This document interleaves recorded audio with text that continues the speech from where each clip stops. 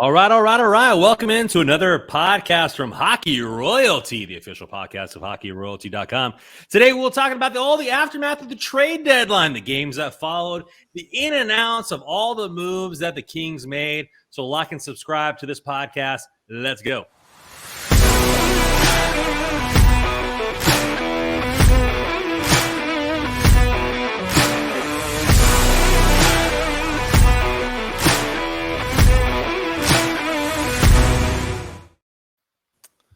All right, boys. What's going on, guys? I know you guys had a little 3-hour outing without me. I tried to come in on my lunch break.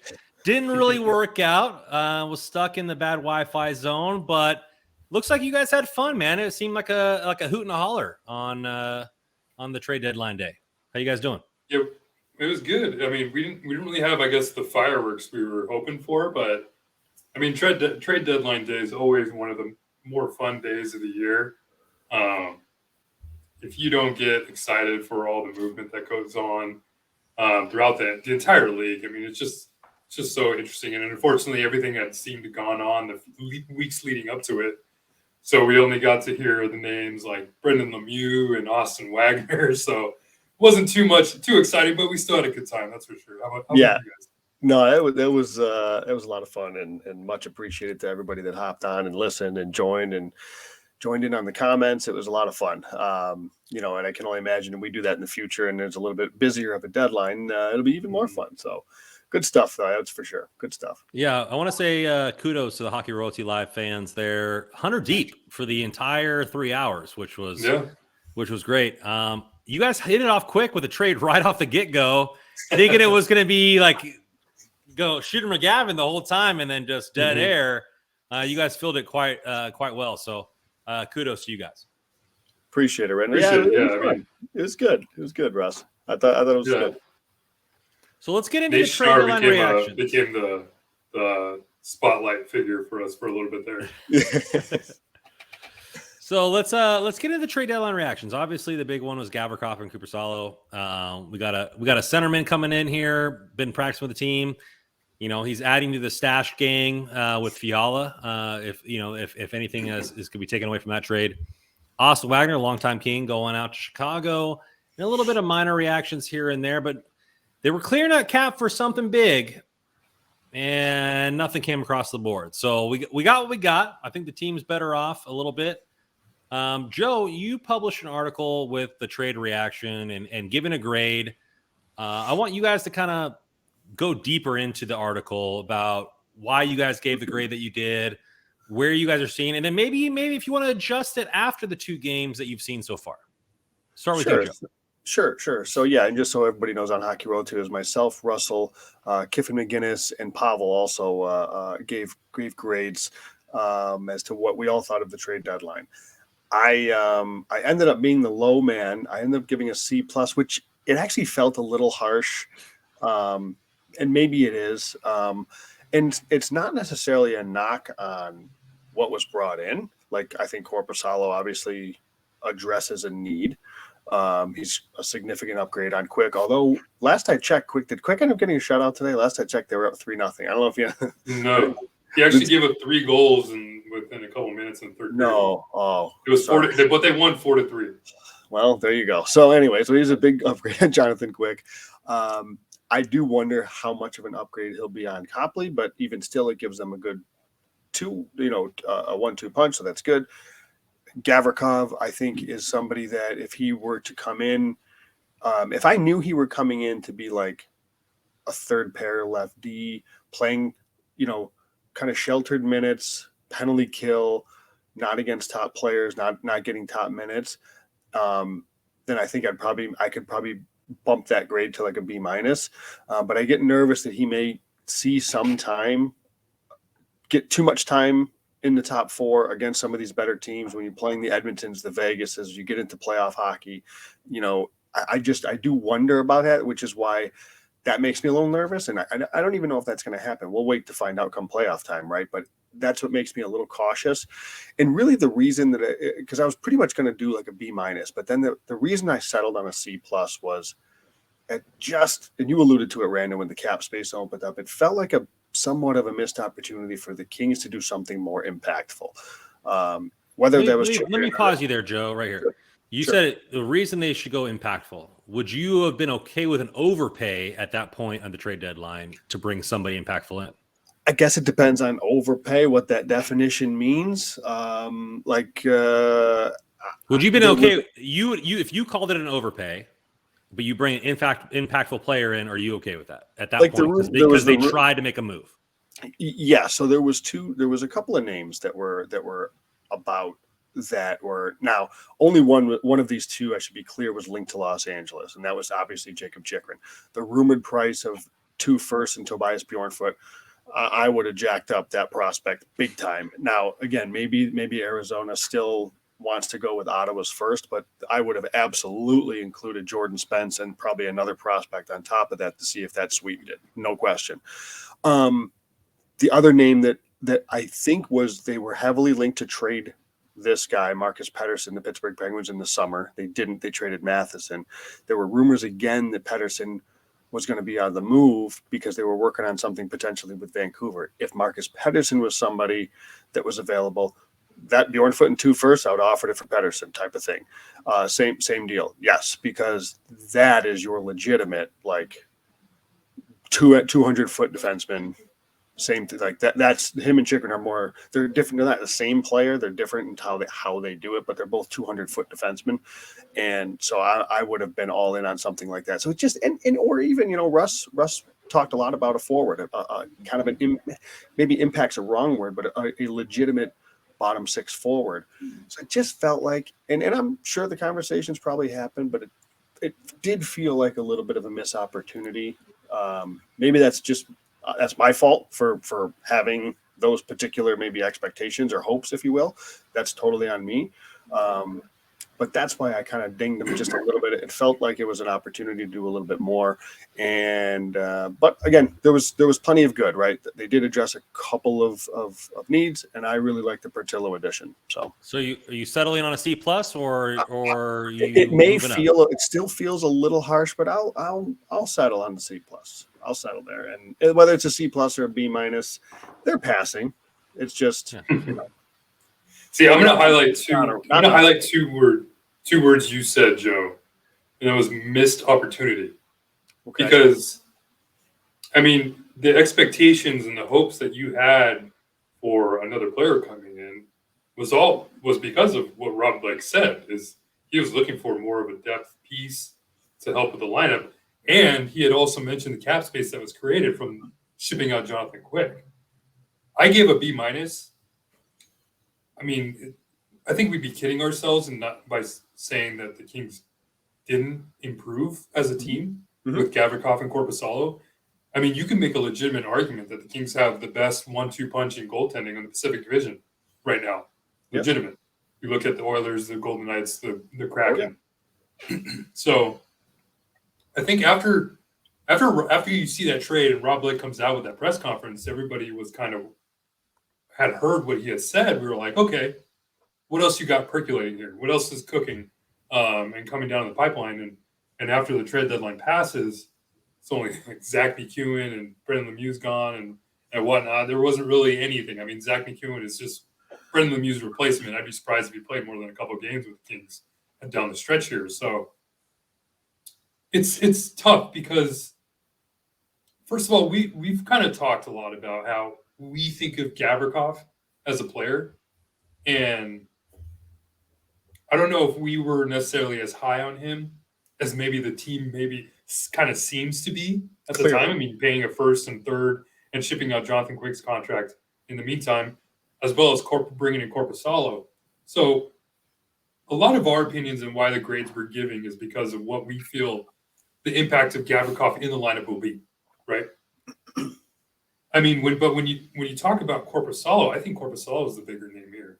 I think, especially from what we saw in this last game against St. Louis and what he has been able to do in different playoff series, I put Korpisalo's name right up there with a lot of the Western Conference goaltenders that come in the division. I mean, I think he's right behind Ottinger and Hellebuyck and being maybe top 3, possibly. So we've seen goaltenders carry teams throughout the playoffs. So I like the Korpisalo move more than I like the Gavrikov move. Agreed. The thing is, but I don't want to say I hate the Gavrikov move. It's like we're kind of bending on the borderline. We're on the borderline here with it. Let me see if this helps you. So I had mentioned this. I responded to somebody on Twitter the other day. Like, I think Gavrikov serves a role, right? Mm-hmm. You've seen it the first two games. He's long. He breaks plays up. He can block shots. He plays defensively. Like he'll dabble here and there in the offensive zone. He's a very kind of safe-ish player, right? Like he doesn't do too much, doesn't try to do too much, stays within himself. That's great, right? There's nothing wrong with that.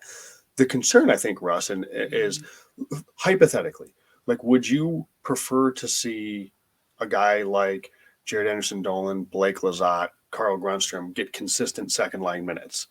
Because probably not, right? Because now they're not in there where they should be slotted. And that's how I look at this Gavrikov. Is I'm not saying the guy can't play or shouldn't be on the team or doesn't serve a role.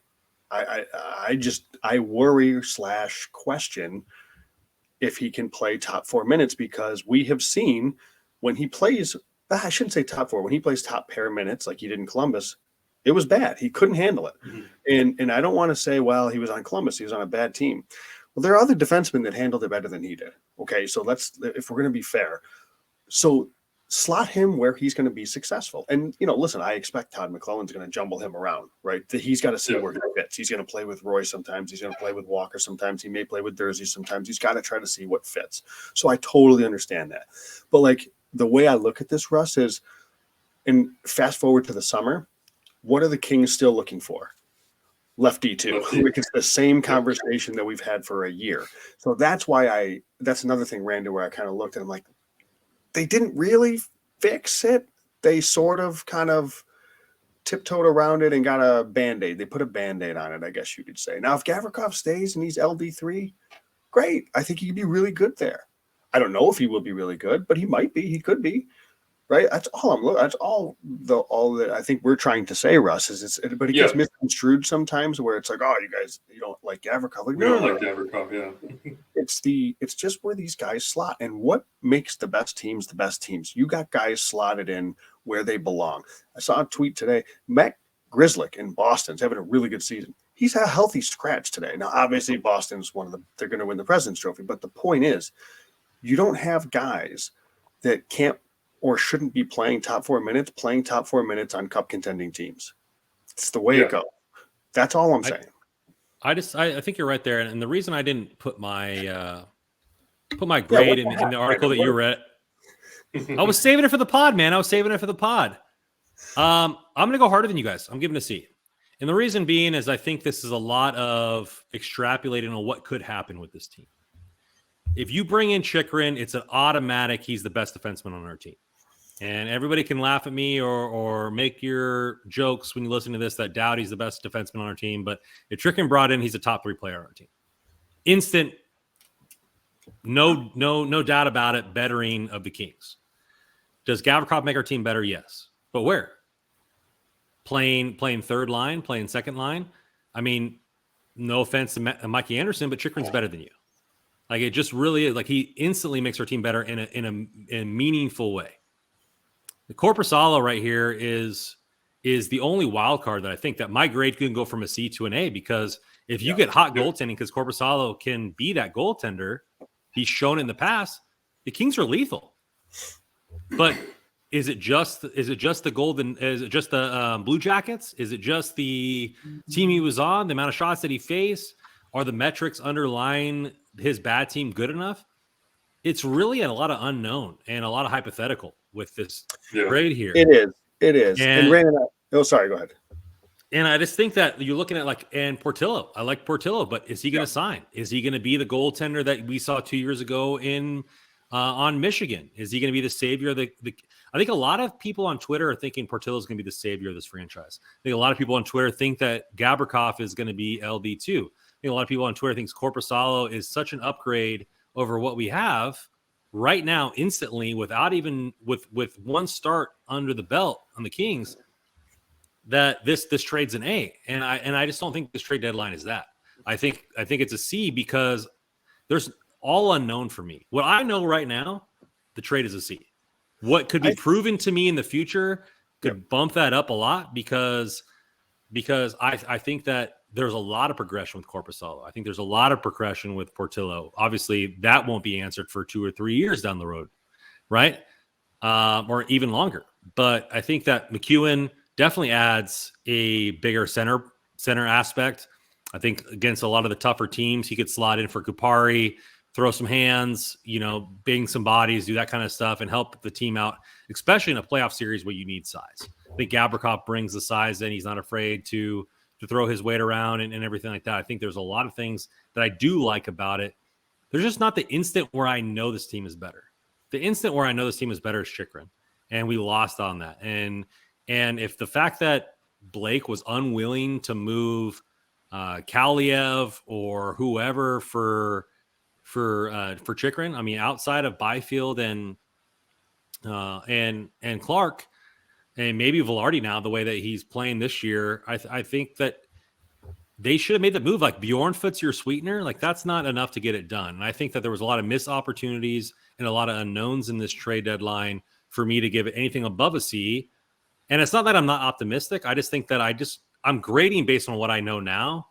And what I know now is a fog. Two quick things to add to that. Yeah, because here's the thing. We talk about hashtag goalies all the time. Korpisalo's track record is very shaky, but he's had a really good year. If he continues on with this really good year, then great. Then it's probably going to be a pretty good upgrade. But goalies are goalies, and they could go in funks. He's in a new environment. Game 1, flying colors. Okay, great. So hopefully that's the case. The other thing is this, and this is what makes all these post-trade conversations and grades so difficult, is we don't know what the conversations were, right? I mean, what if Arizona said, guys, it's Clark or bust, so get out? They could have said that, and we don't know. Yeah. If they said that, then it's hard to say that. Then I'm a firm no. So that's what I'm saying. That's why I do want to be a little bit more fair in that we don't actually know what some of these asks and what the hard lines were from these guys. So, and even the Bjornfoot in the 2 first, that's a rumor. Like, it's not like Rob Blake came out and said that this is what we offer, guys. Like, who knows? Okay. Yeah. So that's why I do try to tread lightly with some of this stuff. We're just going off of stuff that we've heard. I as I've said before, I know nothing. So yeah, I think our grades are based off of what happened, not what we heard or what's been rumored out there. All that. I'm grading off of how I feel Gavrikov will impact the team, how I feel Korpisalo will impact the team, but also how I feel Rob Blake kind of I don't want to say misled everybody, but he did. Like I said, he mentioned the depth. He was looking for depth, and it just never happened. So there's a couple things here, and I want to echo kind of what Joe said, is we were more worried, I guess, of where Gavrikov would play in the lineup when he came over and how it would affect the defensive pairings for the lineup when he's on the Kings.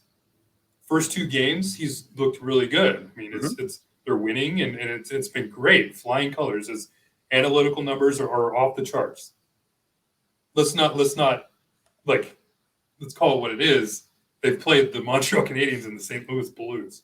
So 2 of the worst teams in 5-on-5 in the last few weeks or so. So there's that. So and we've also seen McClellan kind of shift the defensive pairs with Gavrikov playing with Walker against Montreal. You kept Durzi and Roy together, and then he switched it up with Edler coming in, playing with Durzi. You have Durzi going back to the right side, and Gavrikov playing with Roy, where a lot of people kind of expected that to be. But I think from you and I, Joe, Edler Durzi scares the living hell out of us. It really does. And if the first game tells us anything, I mean, let alone it's the first game and Durzi's playing so much on the left side, he's got to adapt back to the right side. It's not a good start. Right. A reserved judgment to plan the parade saying that we were right about this after the first game, but it's still with Gavrikov and Roy tied together, Edler is going to be in the lineup. That's the thing. So for me, if you want to keep if you're going to bring Gavrikov over, you have to keep Durzi and Roy together. You have to, because if you don't move if you keep Durzi or on the left side, you open up all the offensive capabilities that he's been able to provide on that side. I mean, we've been kind of questioning the decision to keep him there at the beginning of the year, but that's because we were hoping for another impactful player to come in on that spot, and it just hasn't happened. So if you don't have that impact player playing on the left side, you have to keep Jersey and Roy together, because now with him on the right side, you're limiting a lot of chances he's going to be able to create in the offensive zone, because when you're off your offside, it's easier to get to the middle of the ice, to shooting lane, and all that good stuff. It's just been a rough first start for this pairing. I really hope they go back to it with Jersey and Roy together, and you have Gavrikov either with Walker, or why not try Jordan Spence there in that position, who's probably even better than Sean Walker at this point. It's just it brings a lot of questions that we'll kind of have to wait and see how this team performs against better competition, because it's been a great start. I'm happy with everything that Gavrikov's been able to provide against these first two games. But let's see how he does maybe against like Colorado, Edmonton, all these probably better teams at 5-on-5, and then we'll see how Tom McClellan manages it after that. I think Joe, I want to go base, unless you have a direct reply to that. Well, I do, because one thing that makes me like, I would echo that, and what makes me more nervous is, I think that's a good point about the Edler-Jersey pairing, but also just the idea that there's Gavrikov and Edler in the lineup together. Mm-hmm. Like, I know they're obviously not on the same pair, but again, it feels like there's a lack of pace there, and there's a lack of that makes me a little nervous. There's a lack of being able to move pucks efficiently. So that also makes, again, I don't know, maybe we're wrong and this is going to work great. I'm just, like I said, we're just trying to explain what we know of the player and how we think it fits, and we'll see what happens. But that's what makes me nervous too. It's kind of like we're almost just talking about what we're going to be looking for after this trade in the next couple games, so next few weeks until the end of the season. This is what we'll be watching. We'll be watching these pairs, and because Anderson Doughty is not going anywhere, that pair needs to stay together. You're not switching up that. Agreed. So it's really going to be what's going to happen in these bottom four pairings, or bottom whatever. So if you have Edler in the lineup, it scares me all at all. The Edler-Jersey pairing scares me, and I said that. And sure enough, after the first game, it's been a rough start. So this is what we're going to see, how McClellan kind of sees how Gavrikov and where he's playing him will impact the team going forward. What I was going to get to add was a kind of a based off what you said with Spence, and you threw in Spence there.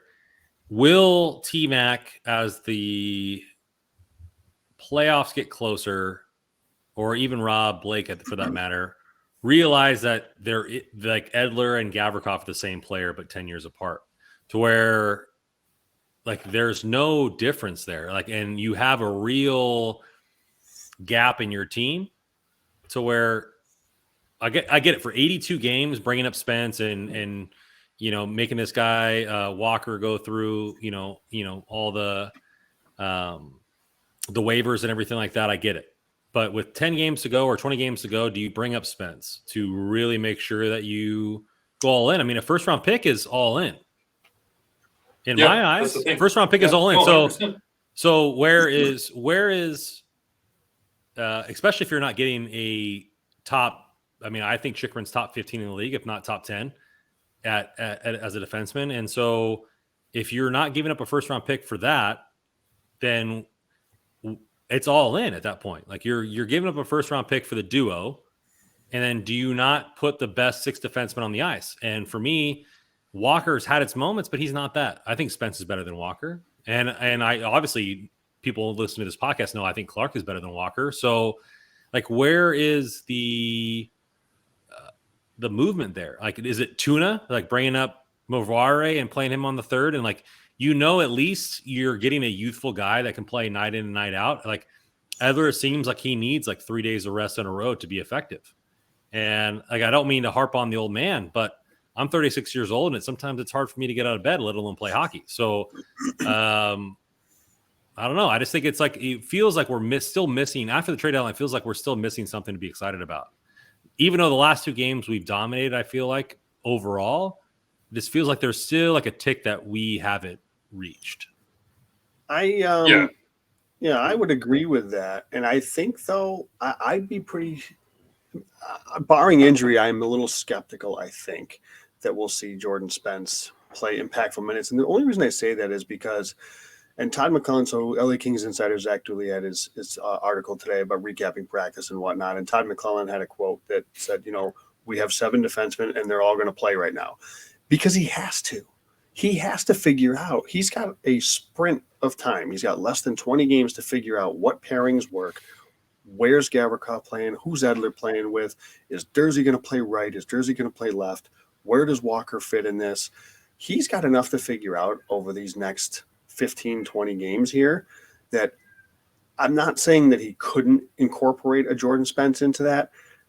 I just don't see it barring an injury. I think he's got to figure out within this 7 what works best. And listen, the it last only game comes down to 2 players. It comes down to Walker and Edler. Sure. Well, I mean, so next game, would we be a surprise to see Walker back in and Edler out? Maybe because the Gavrikov and Roy went well. Do they go back to Edler Walker?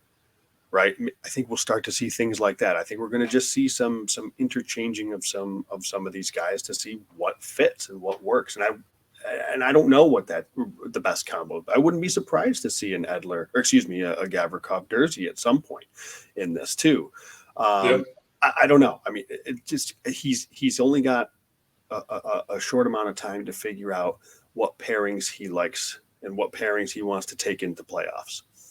Yeah, it's actually weird. I mean, you just kind of piqued my interest a little bit. I mean, Gavrikov and Durzi sounds pretty good to me, to be honest with you, because we've seen that there's precedent there because we've seen Edler and Roy be so good together.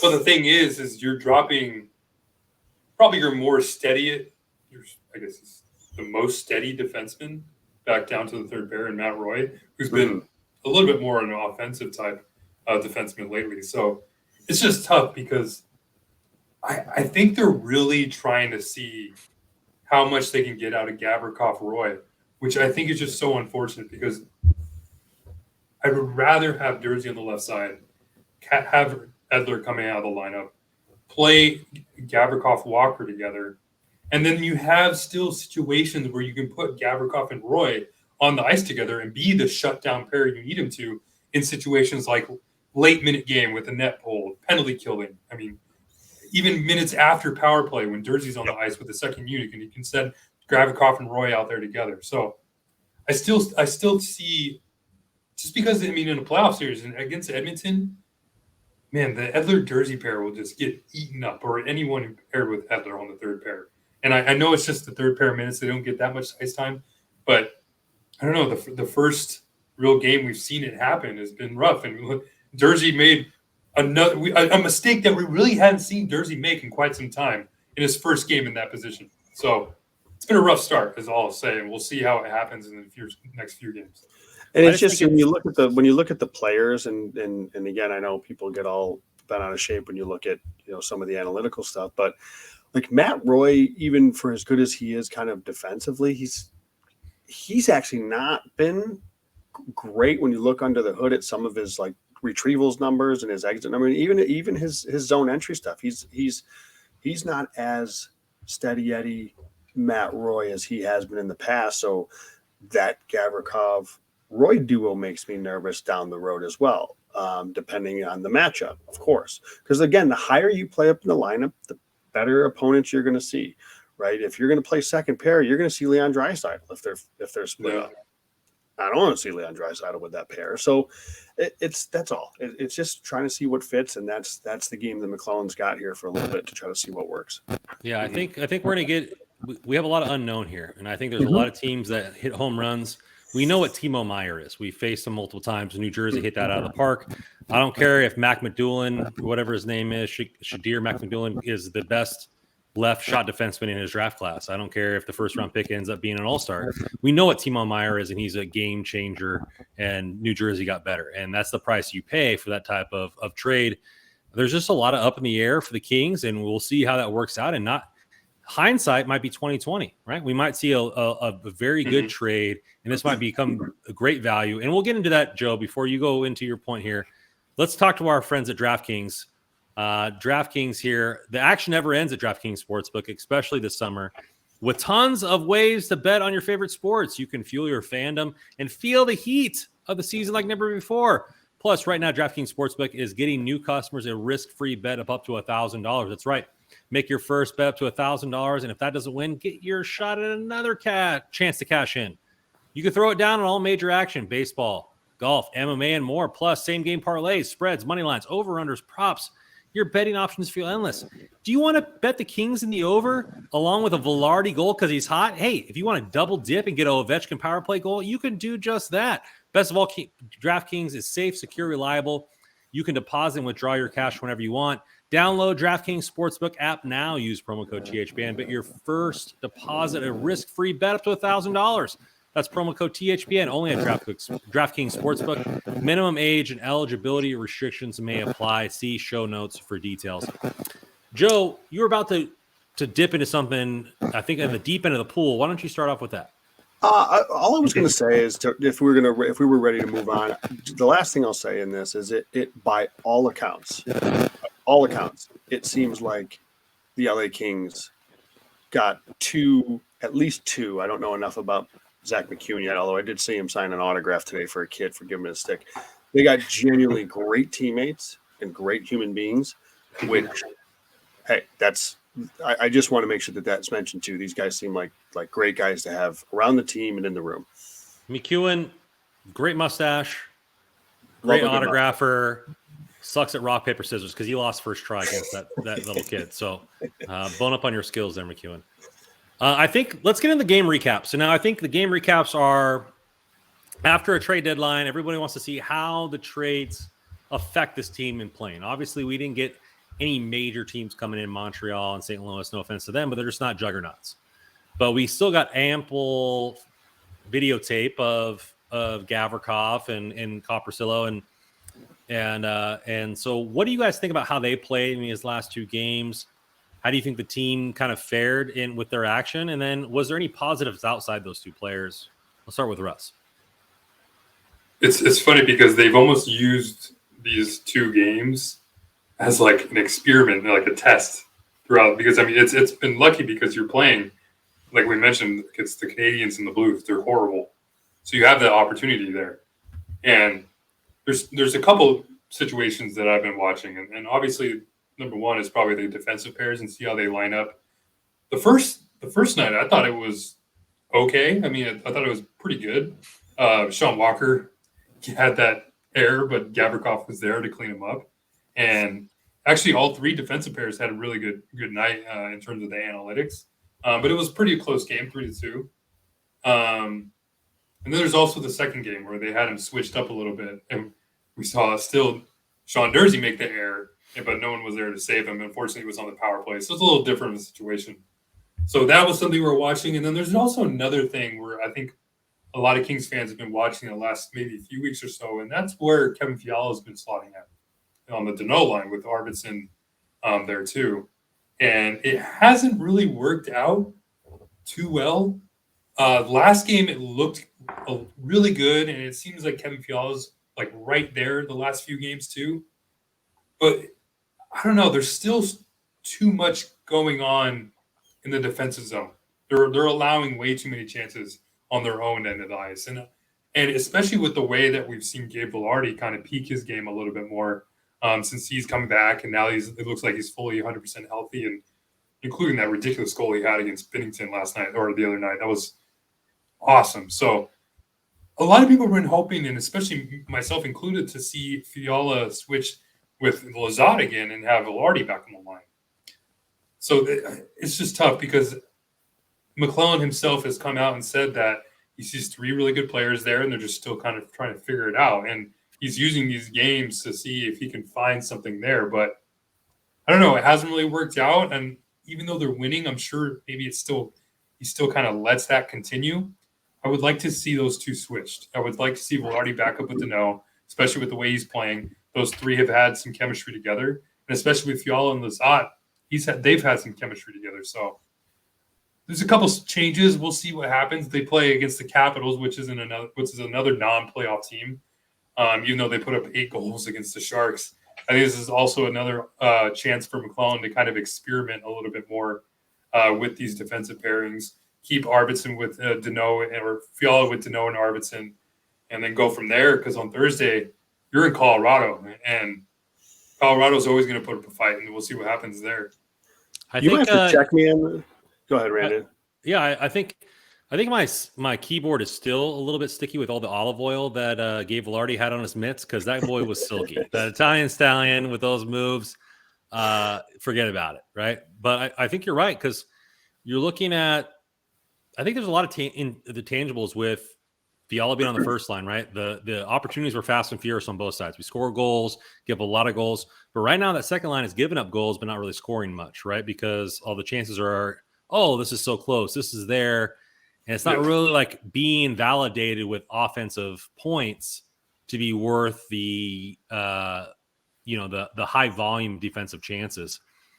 And I just think it's something that if they were scoring, we'd be okay with it, just like we were okay with Fiala being on the first line, but we still knew that something wasn't right. Like, it wasn't clicking on every cylinder, where there was no doubt that it was clicking on every cylinder with Lizotte and Iafallo. So, like, I understand T-Mac has got to do what he's got to do. He's got a lot of variables going on, especially just not in the D-core, but in the forward lines. But Vilardi's back, and I think that he's earned a chance to be back on the second line and see what he does there, and that gives them a little bit different of a feel.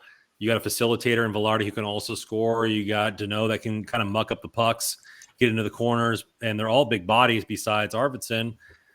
I think that might be a good pairing and put Fiala back on the third line, because he's been unpenetrable to where he's been placed on the team, first, second, third pairing. He's scored regardless of where he's been at. Joe, before we go back to what Russell started off with, was the D pairs, do you want to add anything to where Fiala's been placed? I couldn't agree more. I think he should go. I haven't liked the fit. I think it was so good with Lizotte, and it really stretched out the lineup. But correct me if I'm wrong, I thought I saw on the Twitter machine that Trevor Moores was skating in a regular jersey today. I don't know if that's true. Both him and Byfield were wearing a visor. Okay. So I don't know. I mean, if he's going to be back, when he comes back, I put him back with Danault and Arvidsson. But even if he doesn't, I agree. I would switch. Even if it isn't Vilardi, I know T-Mac loves Iafallo. Even if he puts Iafallo back up with Danault and Arvidsson, they've had some success too. I just think the Lizotte or Fiala's not a fit there for me. At least it's not seeming to be that way. At least in the short term here. I agree. So Russ, we were talking about the defensemen, and you were talking about the pairings and trying to fix them back and forth. Going forward, you're looking at, like you said, Colorado, speed up the wazoo. I mean, they're often injured, but they still got a pretty good depth. Washington just put up 8, even though they're not in the playoffs in a sense, but they still got Kuznetsov and Ovechkin. No matter how many Coca-Colas he drinks on the bench, he still has one of the hardest slap shots in the game. Like, is this what we've seen? Is it indicative of what we can expect going forward, or where do you think the experiments still happen within the D-core? I think the experiments will go on for at least a couple more games. The Kings are pretty much, I don't want to jinx them or anything, but it seems like they're more than likely going to the playoffs. So you have these opportunities to kind of play with it a little bit more. But the Pacific Division is right there for the taking, and they should definitely be going for that. But I think there's one word that we've heard throughout the season that is kind of missing from this team right now, and that's balance. And it seems like with Fiala on the second pair, Gavrikov on the second, or with Fiala on the second line, Gavrikov on the second pair, you're losing a lot of balance throughout the lineup. We just talked a lot about how it's impacted Jersey, how it might impact Jersey going forward on that third pair with Edler, and how it's kind of impacted the forward lineup a little bit with Fiala on the second line. It almost seems like, I was trying to look up the stats right now. I wonder what Kevin Fiala's point production is when he plays like 15, 16 minutes a night as opposed to maybe 17 plus minutes a night. Because it seems like he's more of a impactful player when he's not really on the ice too much. He's going against the lesser competition, and he has those opportunities to still get those offensive points. So I think that'll be something to watch. And then also with Trevor Moore coming back, there's It'd be curious to see if maybe they just put the nice line back together, which actually probably wouldn't be opposed to doing, and then having Fiala with Lazat and Vilardi. Sounds pretty good, but then you're putting Iafallo on the fourth line, which maybe that might not be the worst thing for him. That's okay. Because it seems like even though he's being paid $4 million, we've always kind of talked about him being just the player that's really a third line player on maybe a Stanley Cup team. So I don't know. It's just, I think that sounds a little bit more exciting to me. And I wonder if Todd kind of feels the same. What do you think, Joe? So do you think, I want to piggyback off you, Russ, real quick. And the fact that Fiala in the third line kind of seems like basketball ISO, where you get the best player on the ice. Obviously, the third line isn't going against top competition. And you just isolate the best player on the ice, constantly give him the puck, feed him, let him do what he wants against lesser competition.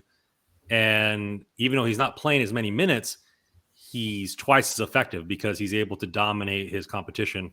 Joe, are you seeing that? And is that – go ahead, Russ. But real quick, I want to say, like, I think you're right 100% because with that second line, what's been always so good about that nice line? It's like cohesion. They're always seem like they know exactly what the other one's doing. With Fiala, you don't see that cohesion with Danault. It almost seems like Danault's been kind of frustrated playing with him at certain points.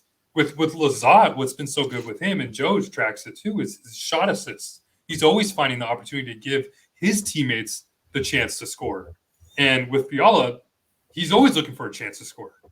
So we're missing that cohesion with that second line with Fiala there in that spot. Sorry, Joe, go ahead. No, I couldn't agree more. I think that's exactly. I think that's right, and I would suspect that that McClellan will probably go with. He'll probably keep Iafallo with if he puts more back with Danault and Arvidsson. I would suspect that it's Iafallo that stays, and Vilardi is probably on the fourth line with Kapari and Kaliev. That sounds so gross. I just don't think he's going to put Iafallo down on the fourth line. I don't know. Something tells me he won't do that. So, and looking at the schedule, somebody double check me here, but they have 7 games against playoff teams the rest of the way. That's it. This schedule's, and one of those is, Colorado's going to be tough, but they're down a lot of horses. But so what I would do. So I agree, Russ. Like, here's the thing, like that bottom pair. We've talked at length. I like Gavrikov down there and Edler not in the lineup. But since I don't think that's the Kings thinking, if I'm McClellan, I do roll with any of these 7 playoff matchups. I get as much of Gavrikov on the second pair as I can handle, so you can see if he works there. Like, I don't think it will, but maybe in the Kings system, he can hold his own. So if the Kings do intend on potentially using him as a second pair D-man, I want to see him against Colorado, against Edmonton. Particularly, they're in Colorado, right? And they're going to be in Edmonton at the end of the month. So it's away matchups. The home team gets to decide who's going against them. I want to see how he handles those minutes in those particular games. Not to say I don't care, especially when he hasn't played in forever, which is Gavrikov. This is how he does against, St. Louis and Montreal. That's great. I mean, anything less, we got a big problem if we paid the price we paid for this guy. So it worked. It's going well right now. But when the rubber hits the road, I want to see how he plays. And I'm sure that's what McClellan's thinking. He's like, I need to see this kid against these top teams to see, can I trust him in the playoffs? Can I trust him in this role in playoffs? Because that's what it's going to be about. So I do think there's going to be more experimenting going on. But I would rather him actually get those second pair minutes against the big boys. See what happens, see how he does. And more importantly, to Russ's point, see how Edler Dursey does or Edler Walker against those teams. So that's how I would, I think, approach this. Yeah, those 7 games against those playoff teams are going to be huge tests. And experimenting is pretty much what we're probably going to be seeing for the next few games, because there's also another player we haven't really mentioned that Rob Blake just talked about in his press conference that has now become a very important piece in this whole thing. With them not doing any more in terms of trades, Rasmus Kupari is the legitimate fourth-line center of this team. That's not changing. He's not going anywhere. So is that really what you want to see? I mean, we've seen flashes of Kupari's game, but he's got to have probably a lot of pressure on him now in terms of the penalty kill, certain face-off situations. I mean, I don't know. That's going to be an important player to watch these last few stretch of games too. I really like I'll stand up for my boy Kupari. I mean, 4 for 4 in his last game in face-offs, getting quality penalty kill minutes. But you're right, though, Russ. I mean, there's some games where the whole line is just hemmed in, and there just feels like you're getting, for lack of a better word, you're getting the scraps. So the rest of the pairing trying to figure it out, and they're not providing either. So like something's got to change, and I think that key is Fiala. And once Fiala goes back down to the third line, or you figure out some other motion of the ocean, if you will, that fourth line might be able to resonate on a higher level, but they're just not. It's not working. I mean, Kaliev hasn't been the same man 5-on-5 since he's come back from injury. Kupari's playing well enough in penalty kill, and I applaud him, and I want to give him all the props in the world for finding a niche for him to stay in the lineup, because we knew that he needed to do that, and he's found that in the penalty kill. But that fourth line hasn't been effective night in and night out, or more often than not. And so I just think that you're right. There is a big question mark there with how that whole thing shakes out. And McEwen is another thing as well. Like, obviously you look at his player card, not exciting whatsoever, but he offers the same thing that Lemieux offered. And I appreciate Lemieux for what he offered to this team the 2 years. Obviously, he said in all his social media accounts that he loved playing here. He really appreciated this locker room, and he's sad to go. So, thank you, Lemieux, for everything that you did for this team. I mean, last year you had a run that made every fan appreciative with your goals and fights and everything like that. But bring it back to McEwen. Like, is he going to offer the size and the grit that fourth line needs at the expense of one of your best penalty killers on this team in Rasmus Kupari, even though the 5-on-5 isn't great? I think there's a lot of another mix-ups that need to happen there too. So full disclosure, like I feel way better about, in my opinion, of Gavrikov than I do about McEwen. I just haven't seen enough of him. I haven't taken the time yet this weekend to actually go back and watch video of Zach McEwen. As you mentioned, is under the hood looks really bad, but I don't know. I haven't seen him play a lick. So I do try to do a little bit of a combo. Like, yes, first glance, I'm going to look and see what some of the numbers are, but without seeing him, I don't want to put like a blanket statement on it. That said, again, if McClellan needs to use him in playoffs, he's got to know what he's got. So he's got to play a handful of games here down the stretch. I think that's and the Kings are in a weird spot because I just mentioned they have a cake schedule the rest of the way, and they're already comfortably, I'll say it, in a playoff position. Obviously, the division's wide open. Where they finish, whether it's first or a wild card, I think is obviously could go anywhere. But they're in a pretty good spot to where if you're Todd McClellan, like, you got to figure out what guys work where, and you don't want McEwen's first game to be, or even his second or third game to be in game 3 because guys got hurt, of playoffs. So he's got to play down the stretch here at least a few games to get in and get acclimated.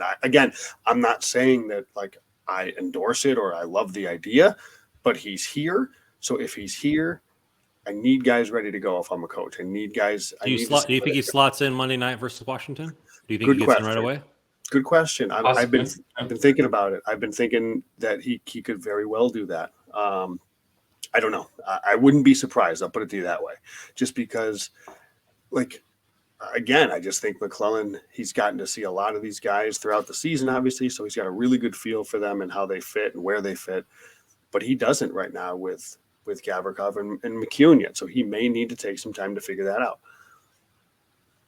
I think what we're kind of worried about here is that we get to game 82 and we're still trying to figure out how this team's going to line up game 1 of the playoffs. That's the worry here. And especially, we haven't even talked about the goaltending situation. Yeah. Who's your game 1 starter? I don't know right at this point. It's hard. So McClellan's going to have to figure out a point. He's going to have to get to a point in these next 18 games where he says, this is what I'm rolling with, and I'm going to stick with this to the game 1. And especially in goaltending, you have to ride that goaltender and keep that goaltender warm going up into game one. So that'll be something to watch too. I actually don't think that's inherently a bad thing. Like I don't disagree totally, but it's if he's got a lot of options, and I don't think like there are a lot of. It's not as if they're like bad options necessarily. I guess. Well, I don't know. Maybe I should. I don't know enough about McEwen, so I shouldn't say. But like he's got to figure it out. The one thing with the goaltending, and this is why I gave a little pushback when people were saying how much the upgrade of Korpisalo is. It's like he is, but you can't play two goalies. So in the games where he's not in, he's totally irrelevant. Like if they split games down the stretch, then you've paid the first for Gavrikov and Korpisalo is sitting half the games. You see what I'm getting at? Like how is he? He's like he's improving for half the games, but he's not an everyday player now. But because to your point, Russ, you might need both these guys, right? You need Korpisalo to play as much as he can here. I would go back to him on Monday. You need him to play as much as he can because you got to get him used and comfortable to players in the system and all that stuff. So you need him to play. But you can't just throw Copley to the curb because you might need him too. So you got to get him fresh. So I'd say, what is there, 18 games left? Mm-hmm. You might see a pretty close to 50-50 split. Maybe 55-45 in favor of Korpisalo to get him a couple more minutes. So it's like in the games, I hate to say this, but in the games where it's, you got Anderson, Doughty, Dursey, Roy, Gavrikov, Walker, Copley's in net. What did we pay for? Like, right? Like, yeah, that's the same lineup. I mean, yes, Gavrikov is better than Edler, but like, you see, I'm getting at. It's like that's why I kind of landed on that C+, tying this all back to that grade round, and it's like, it's not an everyday lineup fix. I don't think because McLellan's got some juggling around to do and figure some things out, and it helps us depth wise, helps the Kings depth wise. Right. So that is inherently a good thing. So I want to throw a little hard question out there. Okay. I think as much as Copley has been great for the Kings, I think the only way the Kings make it past or into the Western Conference Finals, if not farther, is if Korpisalo goes off. So in order for that to happen, he needs to start 75% of the games going forward. And another Kings podcast, I'll give him a shout out because this is where I got this information. All the Kings men with Jesse is the Blue Jackets insider said that Korpisalo was the best for the Blue Jackets when he was getting the majority of the starts, and he was getting starts behind a decent team, and he was able to feel out where he was at. The only way that happens in 18 games is if he starts 75%. And I understand Copley has given us here, but I don't think Copley brings us to the Stanley Cup. Korpisalo could bring us to the Stanley Cup if he gets hot, and his underlying metrics say that. He's just playing for a garbage team, and the Blue Jackets know they're a garbage team. You look at Gavrikov played first-line minutes because Werenski got hurt, and then his backup got hurt. Like the start of the season, game one, Gavrikov was in the third line. He was on the third pair. So, on the worst team in hockey. So, let's pump the brakes here when we think that he's going to be the savior of the D-core. The savior of the Kings is going to be Korpisalo. The only way this team ever sniffs the Western Conference Championship or the Stanley Cup is if he gets hot, because we all know what a goalie can do when they get hot. Thank you, Jonathan Quick, 2012, 2014, right? So that's my thing is how many games is enough games for him to feel out the ice for the Kings?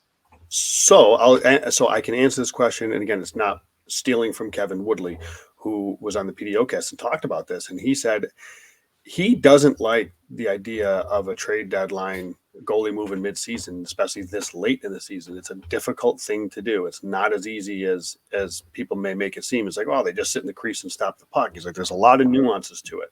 And he said 15 to 20 games is where he'd feel most comfortable saying, okay, this goalie is good. Now, obviously, you may not necessarily have that kind of runway toward the end of the season here, but that ballpark it to where if he can get in a solid dozen games here down the stretch, then maybe, and he plays well, then that's a good sign, I would say. What do you think, Russ? 10 games, 12 games? I'm right with you there, Brandon. Where I don't know who would be the game one starter, but I think Korpisalo needs to be the game one starter just because of his background, his experience. So, I mean, I agree with what Joe said too. Is I think you roll with Korpisalo again on Monday, and I'm looking at the schedule right now. I don't see any back-to-backs really coming up. So at this point, it's going to be tough to see if, let's say, Korpisalo performs well again on Monday. You more than likely will ride with him again on Thursday in Colorado. If he does well, kind of see where you see what you have there. Nashville, New York, Islanders, Columbus Blue Jackets, Vancouver Canucks. There's not really that other test coming. So you have to kind of keep going with Korpisalo because, you paid a first-round pick, a third-round pick, and traded away Jonathan Quick to bring these players in. So you have to show that it was worth it because you didn't utilize the cap space that you brought in. So these are the only plays you're stuck with in terms of making this team better, which we all agree they are better.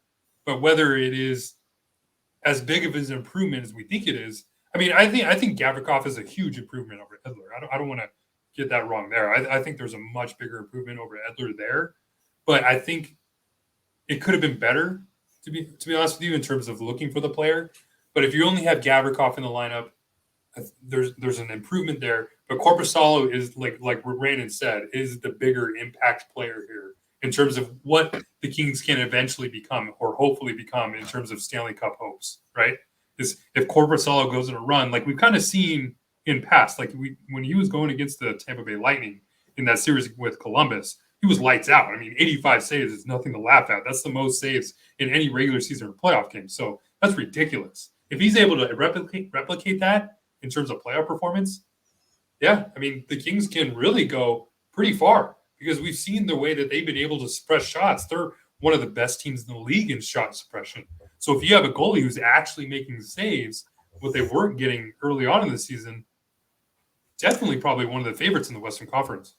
Yeah, one thing I've been wondering, and I think I tweeted this the other day, is I'm curious to see, every goalie is different and every goalie is comfortable at different workloads. And I wonder, because this is drastically different for Korpisalo, right? He's used to Columbus, where they live in their own zone. He's always on his heels. He's on his toes, actually, probably moving post to post, crease to, one side of the crease to the other, up and back. He's got to do that throughout the entire game, which may or may not make him quote unquote sharp. Whereas it's going to be a lot different in Los Angeles, who you mentioned, Russ, their shot suppression. They're one of the best in the league. They're one of the better teams in the league. They're drastic opposites to the defensively than the way Columbus was. So you just wonder, how does that affect him in a negative way? I wouldn't think so, but again, you never know. You hear goalies talk about a lot how they love a lot of the action. Some of them, they like being in the game.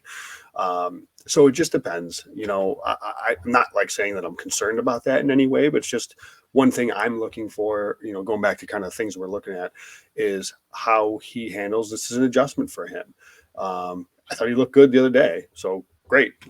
Again, roll with a Monday and see how it keeps going. But I do wonder if that plays a factor at all. Well, I think we've kind of dug into Korpisalo and Gavrikov quite a bit. I think there's one more kind of trio we haven't really talked about, and one specific player, and that's Quinton Byfield. Mm-hmm. And his improvement since being placed on this line is, man, I mean, we're seeing a totally different player. We're seeing the Quinton Byfield we were all kind of hoping to see when he was drafted second overall. So I'll just kind of bounce you guys the question. Maybe give you guys a chance to kind of talk about what you guys are seeing in that spot. I'll go with you, Randon. What are you looking at there, and what are you seeing from Byfield's play lately? I think that you look at his game back from Sudbury as he was the best player on the ice. Not having to do dirty things, not having to go into the boards and use his size, and he was just an athlete. And you see that in every sport. When you're an athlete that's better than everybody else, you rely on your athleticism to dominate. And now he's not the best athlete on the ice all the time, right? And so he has to refine his skills. And I've seen it slowly develop. Him being on the wing, him having to go, because the system with the three forward system for the Kings is first person over the blue line is the person going into the boards. And he's often that person because of his speed. And so he's going to the boards. He's using his size. He's boxing people out. He's facilitating. And you saw it on the last telecast. He's top 5 in a lot of these categories for the Kings in retrievals on the boards, knocking people off the puck with his body. So using hits, knocking people off the puck, retrieving the puck with his body. And everybody's like, oh, he's over 6 foot. He needs to do that, me included. And he's starting to do that. And I think that's the biggest thing there is he's finally using his body in an effective way along the boards to where he doesn't, which I don't think is a skill move. I think it's like in a traditional sense of what we talk about skill moves, but it is a skill. Using your weight and leverage in the dirty areas along the boards is a skill set. And I think he's starting to get there, and he's facilitating the rest of that line. And you would have never convinced me earlier in the year that Byfield was going to be the most reliant person to be in the dirty areas, in the corners, and retrieving the puck on the first line. Like, you would have never convinced me. Like, and he's doing that. And I think that's the best part of his game right now.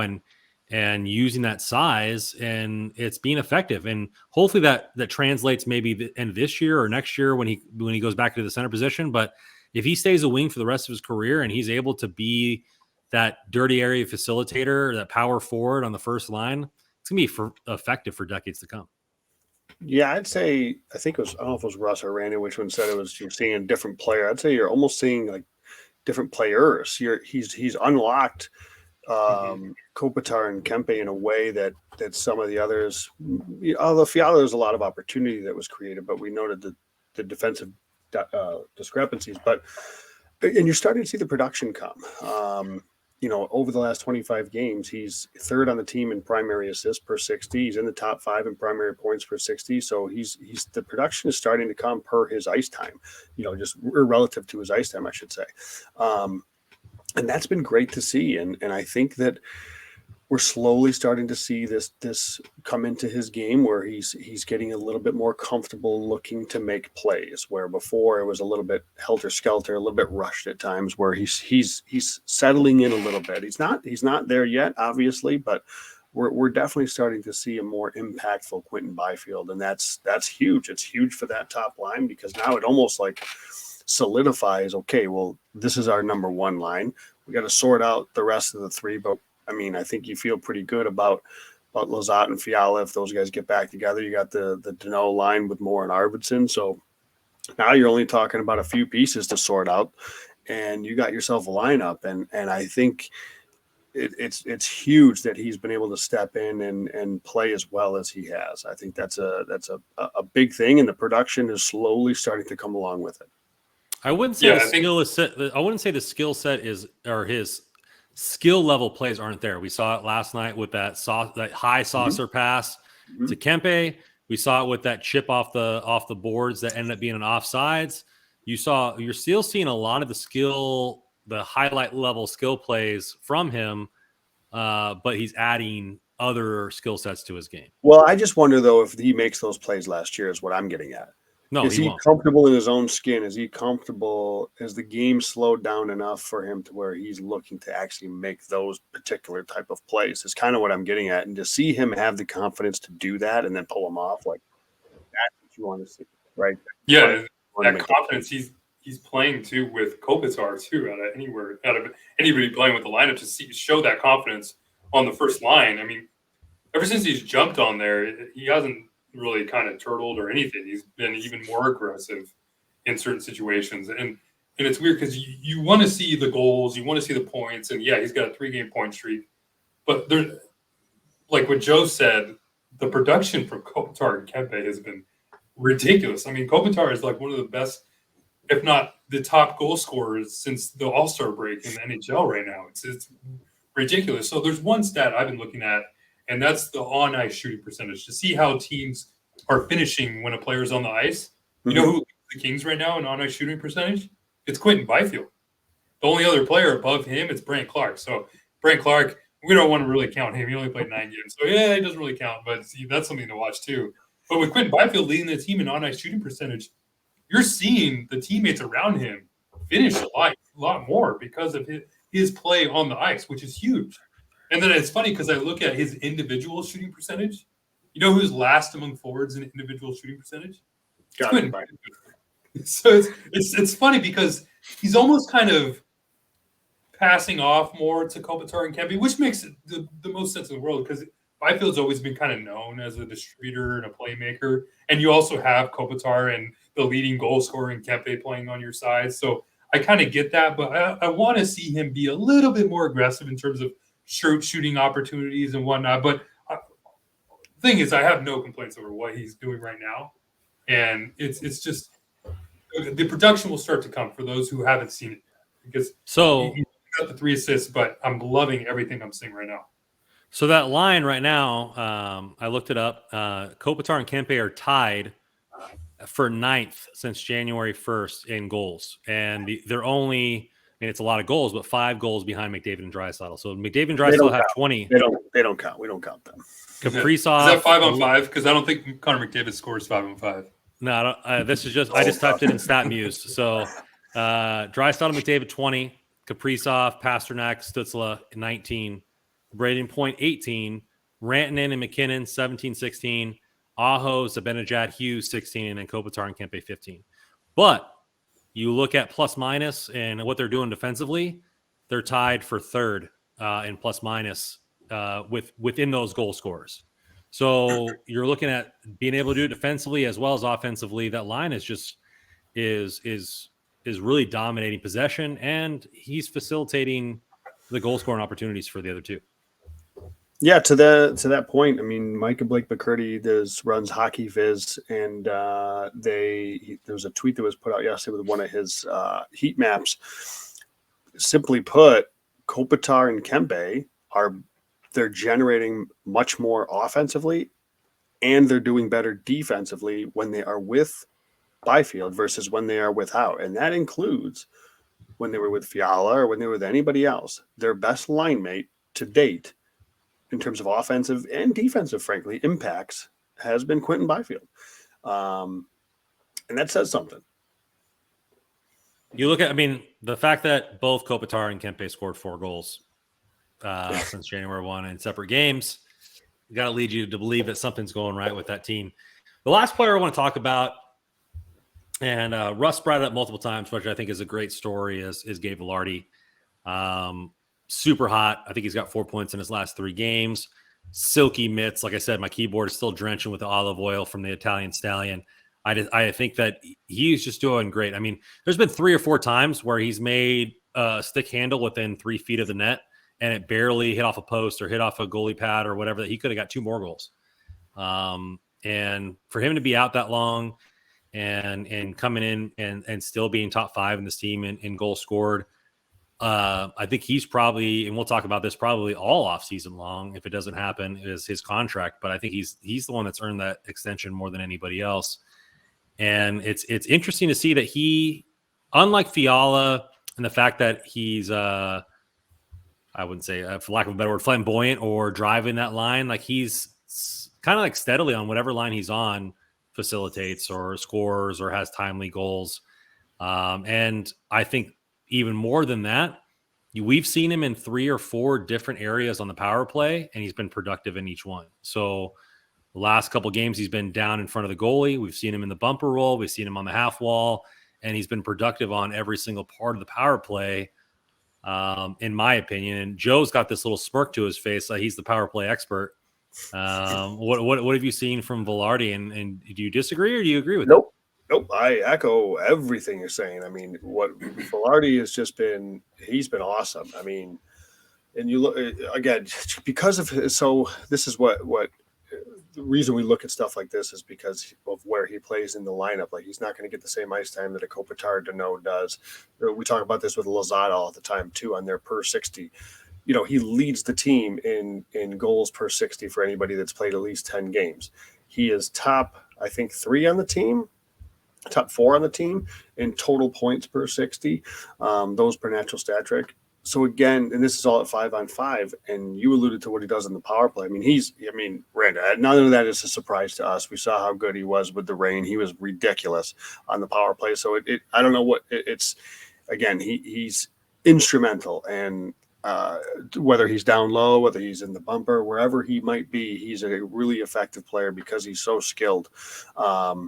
That he can play in multiple different spots. So yeah, he's been great, and it's awesome to see. You hope that he can just stay healthy. throughout his career here as we go forward. But this is a heck of a player, and his breakout has been huge this season for the Kings, no question about it. Yeah, we're seeing a lot of his individual skills start to come up to play a lot more, because I think they're putting him in the right situations. Like having him down low makes all the sense in the world, because if you look at maybe the best, I guess, hands on the team, we've talked about it on end today, that goal alone was a perfect example of what he's been able to do in tight quarters with the puck. And he leads the team in shooting percentage. He's got a 19% shooting percentage, which probably isn't the most sustainable number, but yeah, I mean, that just kind of goes to show you how he's been able to be so efficient with the puck on his stick in those scoring opportunities, because he's got that skill to make that play happen. And he's 16th in the NHL in goals per 60. So you have him on the ice, there's a really good chance you're going to be scoring, getting offensive production if you find him the puck in the certain situations. So that's why I just go back to, I would love to see Vilardi back with Danault and more, or Danault and Arvidsson, because I think we've seen those three play together in certain spots throughout the season, and they've showed a lot of flash. And with Fiala not working there, and with Fiala showing a lot of good chemistry with Lizotte in the past, I just don't know why McClellan wants to stick with this lineup for the time being. It doesn't make a lot of sense. And Vilardi, he's just I go back to when they moved him to the wing, and going back to Ontario last year, and there's one thing that Rand and we talked about at length on the Making It Rain podcast was like, this is a guy that could go up and be a top 6 caliber scoring winger today.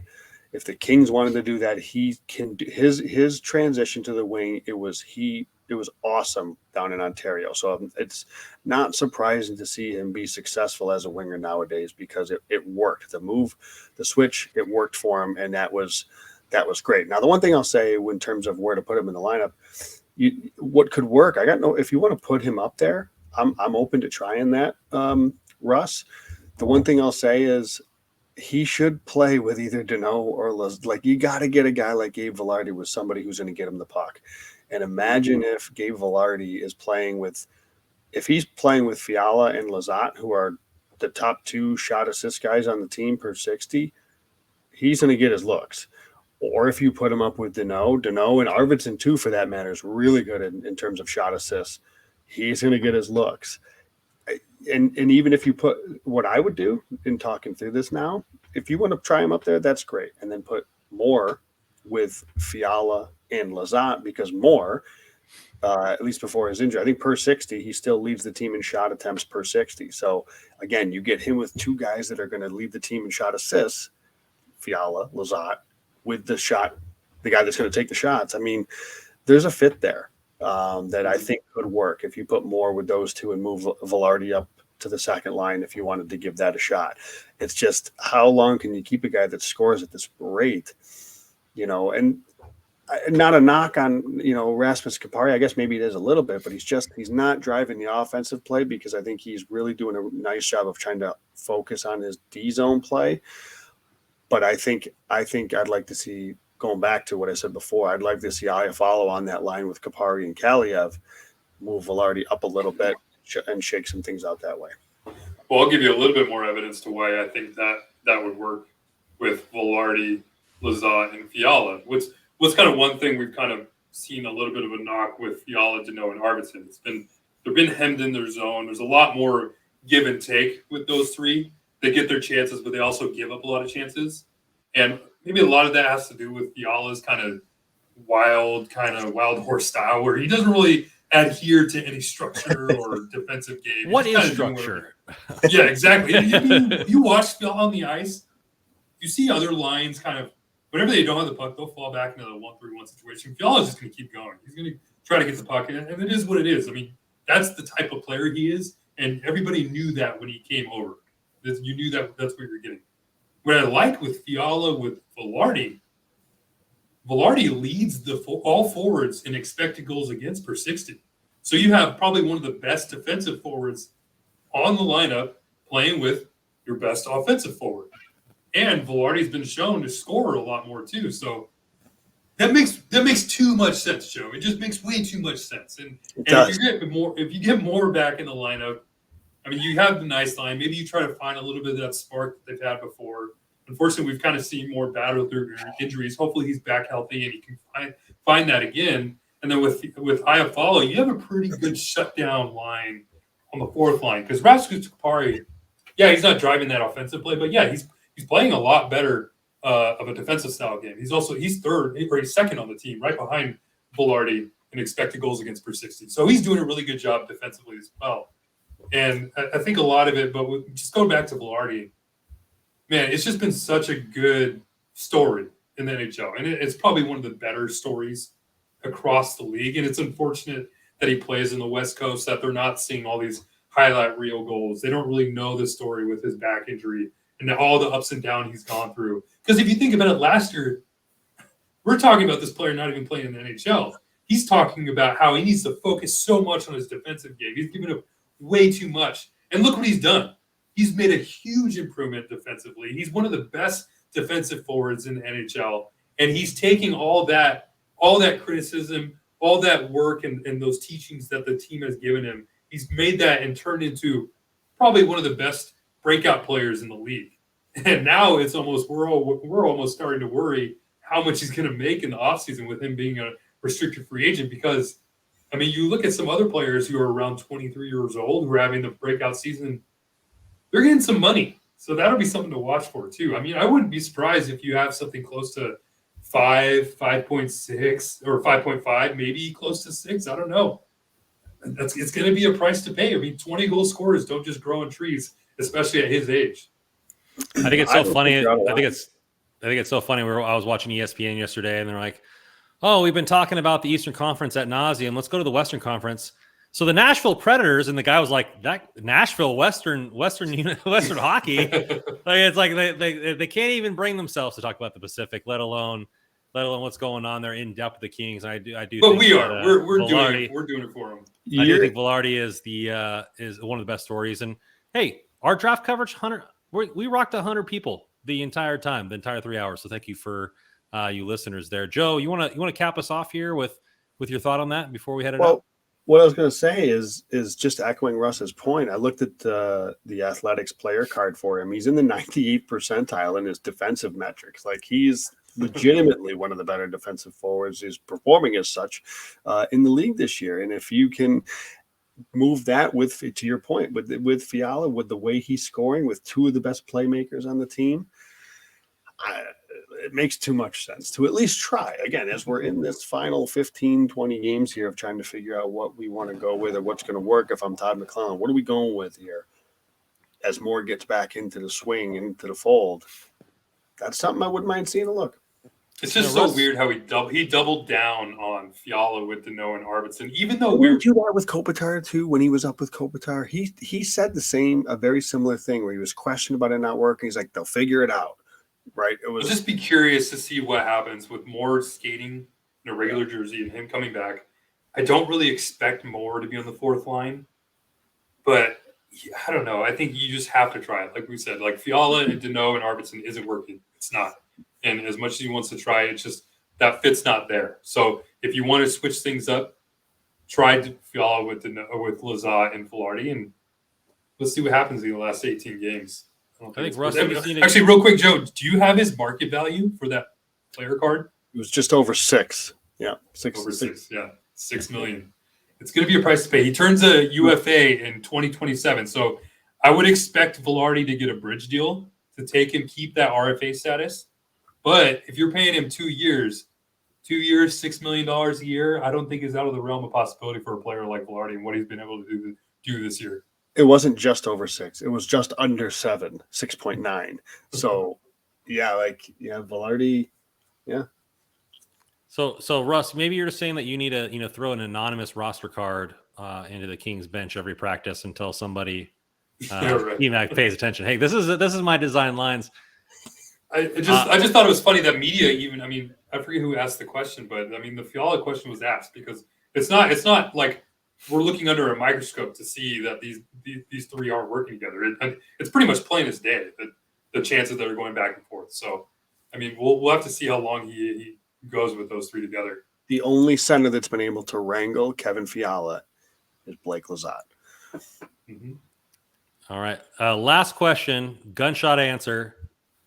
If you could sign Vilardi to an 8x5 right now, is that a yes? Yes. Ooh. With his back injury, 8x5. I know. I still. You're saying 8 years, right? By 5 8 years million? by $5 million. Yeah. It's a gamble. I don't know if I'd be willing to try it. I think there's still an opportunity to sign into that bridge deal. I mean, let's be honest. It's his breakout year. It's his first year doing it. And I don't think it would be the worst thing in the world to pay him 2 years, $6 million. I think you're rewarding for everything he's done. But yeah, you do still have that lingering situation. I'm going to knock on wood because we all want him to stay healthy, and he's been a great player, and it's a great story. But I want to try to keep that term low and then revisit a situation later on, and then try to sign him to a long-term deal after this couple of years. Well, here's my thing with that. And I know you said quick gunshot answer, but I just don't have that in me, I guess. Right? All right. The best teams in the league are getting guys in at under market value. Okay. Mhm. So is it a little bit risky because of his back? I suppose, but he's clearly producing. And if you get Peterson. Oh, sorry. you- Sorry.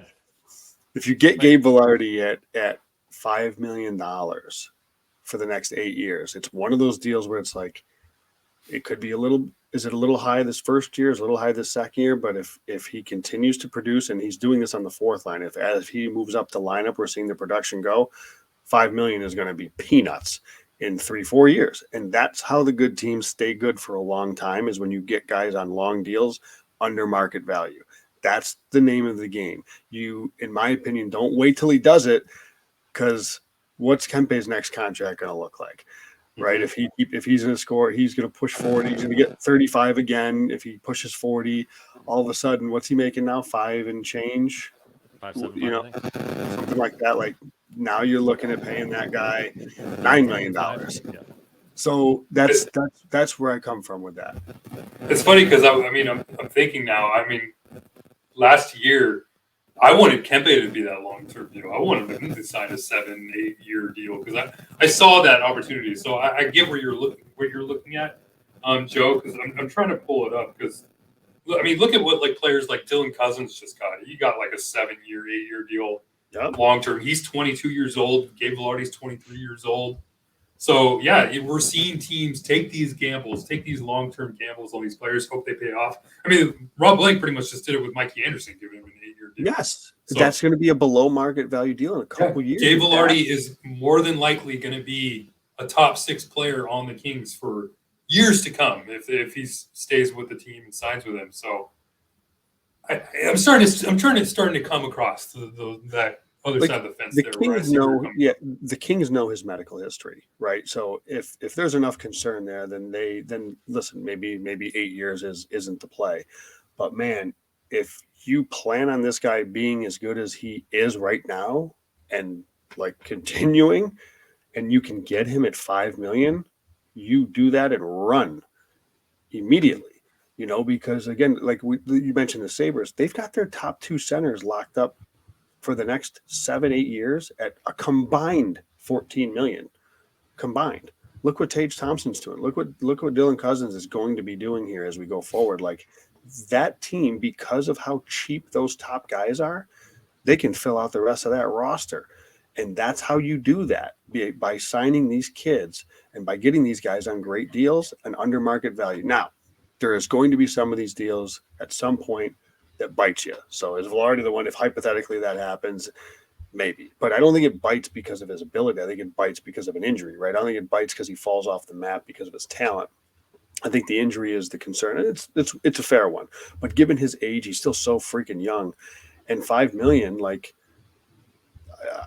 I think that's that's a risk that I would take. That'll definitely be one of the stories to watch in the offseason is sure. What they sign him at. I still think it'll be a bridge deal because Probably keeping that restricted free agent status is huge in terms of control of a player. But he does have arbitration, so that will also be something to watch for. Because I mean, if it does end up going to arbitration, I mean, this is probably going to be a case where we see it come close to maybe 6.5 because of other salary contracts that have come into play with a player like him at his age. So well, and you know what? He may want to go the long-term deal, right? Like because some guys maybe prefer the bridge. This way they can cash in, they can get that free agency and UFA and cash in, where because of his health, maybe he's like, I'm getting $40 million over the next 8 years. Sign me up. I will do it. I think there's a lot of appreciation too from between the club and the player here because of everything that's gone on in the early parts of his career. I think he shows he understands everything that the team has kind of helped him out with, been really patient with him too, and developed him into this top 6 player, legit top 6 player in the NHL. And just because the Kings are so deep, they're still trying to figure out where he slots in the lineup. But I mean, he's going to be. It's just been. I'm so happy for Gabe, just because I've been so excited about the player ever since they drafted him. I remember listening on a radio to the game he played in Bakersfield when he came back from the long injury. So it's been a player I've been following for so long, and to see the highlight reel stuff he's been doing too lately, it's something that the Kings fans haven't really seen in a while from a player on the team. So it's a really exciting player to watch in Vilardi. I'm really happy for him, and I'm looking forward to what he does with the team.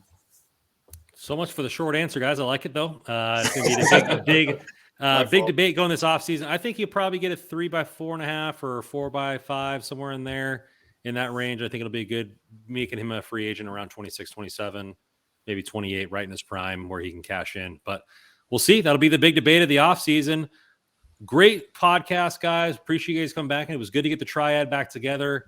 I wish I could have been there on the deadline day. We could have just been talking a bunch of random stuff with the no moves being made, but this podcast was great. I appreciate all the fans listening and subbing. Quest to 1,000 subs is halfway on its way. We're right at 498, so please subscribe, tell your friends, subscribe, tell your mom, daughter, aunt, uncle to subscribe. You can find us at hockeyroyalty.com at hockey_royalty, at JW Paterino, at NHL Russell, at Rando Commando 24.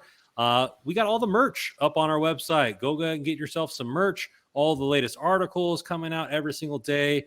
Kyle Garcia coming with all your rain news. Man, we are cooking just at the right time. The Kings are cooking. We're headed for the playoffs. Hockey Royalty's ready to keep you covered on the Kings. And as always, on this podcast, go Kings go.